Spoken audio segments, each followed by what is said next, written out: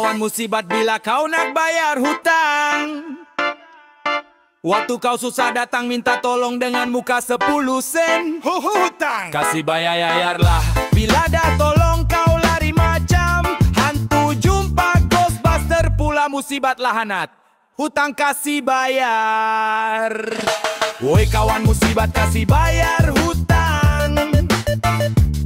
Sekarang apa kau pikir orang lain senang kaya raya? Woi kawan, lahanat kasih bayar hutang sekarang, hutang kasih bayar. Sekarang kau atau aku yang berhutang, dan macam aku pula berhutang.